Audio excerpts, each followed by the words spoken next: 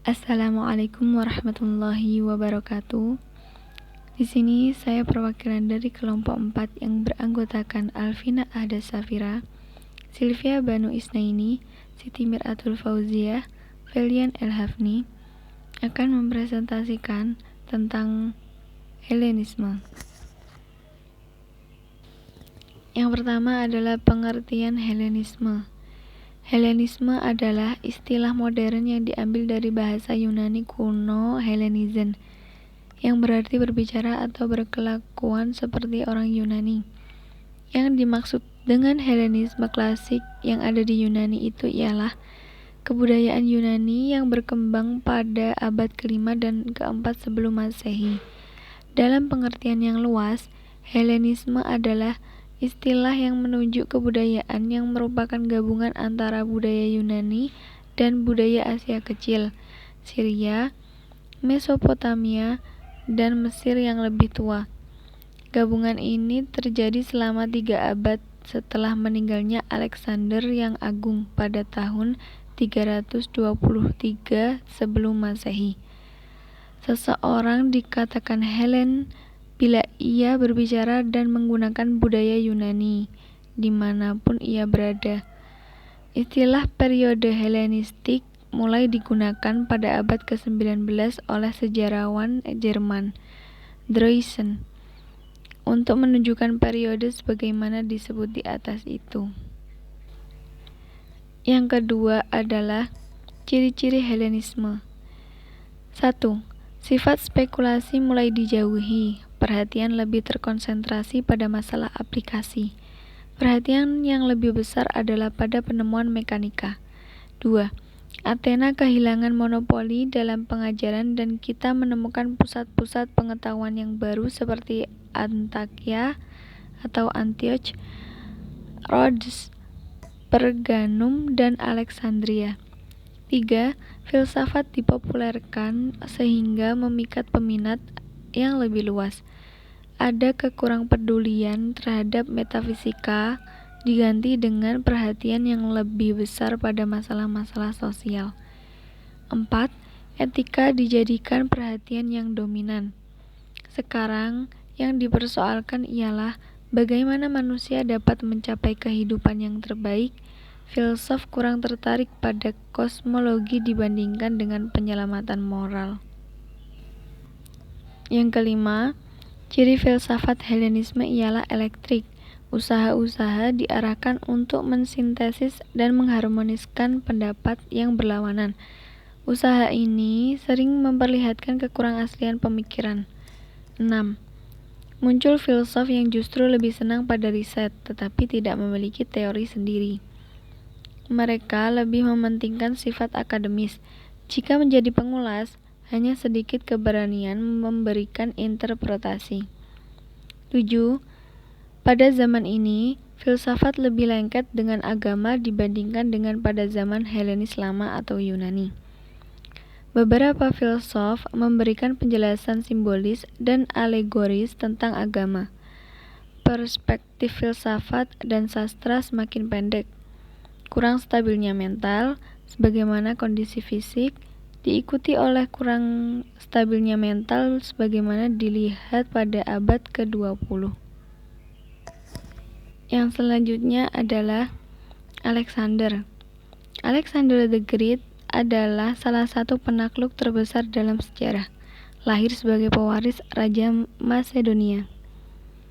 Sejarah singkatnya, Alexander lahir di Pella yang berada dalam kerajaan Macedonia. Dia adalah anak dari Philip II. Alexander dibesarkan sebagai pemuda Macedonia, dilatih belajar untuk membaca, bermain kecapi, berkelahi, dan berburu. Semakin bertambah usia, ayahnya merekrut Aristoteles yang terkenal sebagai guru bagi anaknya. Aristoteles mendidik Alexander dan teman-temannya dengan disiplin ilmu seperti kedokteran, filsafat, moral, agama, logika, dan seni. Banyak teman studinya kemudian menjadi jenderal di tentaranya. Pelajaran kepemimpinan Alexander the Great. 1. Kepercayaan diri. Dari usia yang sangat muda, orang tuanya menanamkan kepada Alexander keyakinan bahwa takdirnya adalah untuk menaklukkan kekaisaran Persia. Keyakinan ini akan membawa Alexander sepanjang jalan dari masa mudanya ke tempat tidur kematiannya.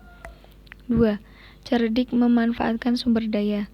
Alexander tidak menjadi salah satu komandan terbesar dalam sejarah hanya dengan percaya pada dirinya sendiri. Dia adalah pelatih brilian dan licik dalam sebuah pertempuran juga. 3. Perencanaan suksesi.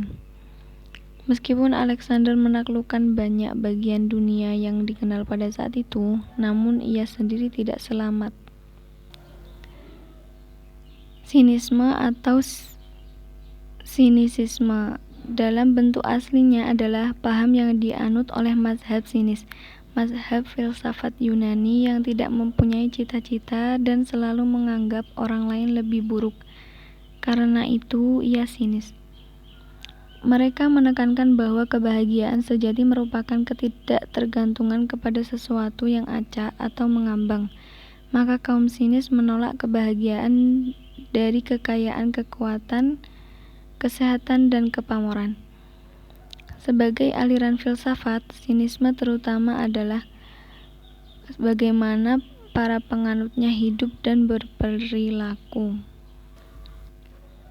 Aliran filsafat sinis pertama kali didirikan oleh Antisthenes yang hidup pada tahun 365 sampai 445 sebelum Masehi, yang merupakan salah seorang pengikut setia Socrates.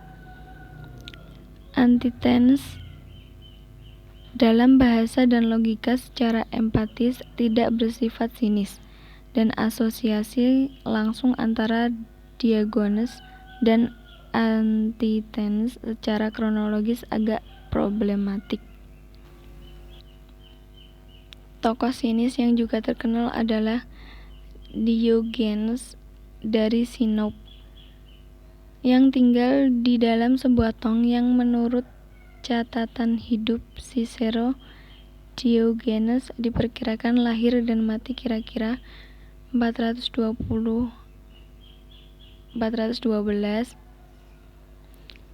atau 403 sebelum Masehi. Berasal dari Laut Hitam. Ayahnya bernama Heraclius, bertugas di tempat pembuatan uang. Ia diasingkan dan dia menghabiskan sisa hidupnya di Athena dan Korintus.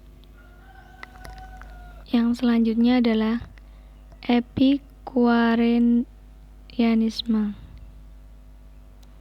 Epikureanisme adalah sistem filsafat yang didasarkan pada ajaran Epikuros dan didirikan sekitar 370 sebelum Masehi.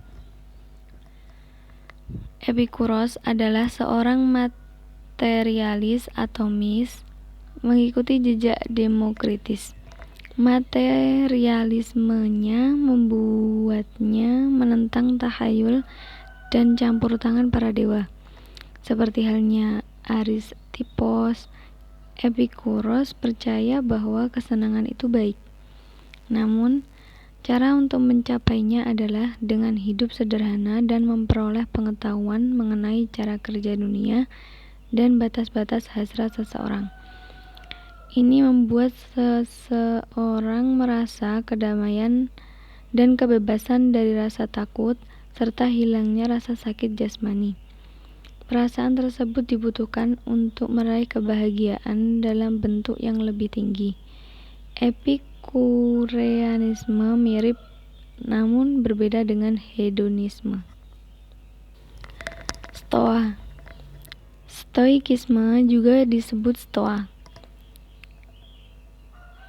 yang pada artinya adalah nama sebuah aliran atau mazhab filsafat Yunani kuno yang didirikan di kota Athena, Yunani, oleh Zeno dari Citium pada awal abad ketiga sebelum Masehi. Ada pula yang mencatat Stoikisme baru resmi pada tahun 108 sebelum Masehi. Sikap tersebut merupakan cerminan dari kemampuan nalar manusia, bahkan kemampuan tertinggi dari semua hal. Stoikisme populer hingga kurang lebih 5 abad. Selanjutnya mempengaruhi banyak pemikir Kristen, baik dalam dunia akademis maupun sikap hidup. Fokus filsafat Stoikisme adalah dalam bidang etika.